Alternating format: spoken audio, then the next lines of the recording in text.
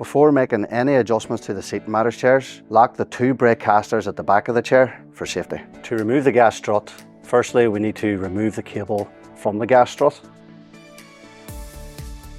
We then need to remove the R clips from the top of the strut and from the bottom of the strut, and then we slide the pin out and slide the pin out from the bottom one. To fit the new gas strut, we just repeat the process in reverse.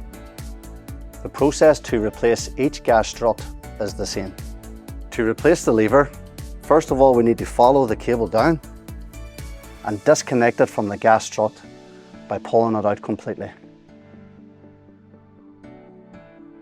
Then using a 4mm Allen key, we loosen the screw from the lever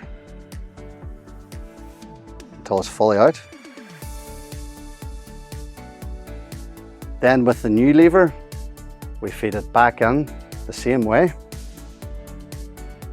and reconnect it to the gas strut by making sure the barrel at the end of the cable is connected to the gas strut head and clipped in. Then we put the screw back in and tighten it up.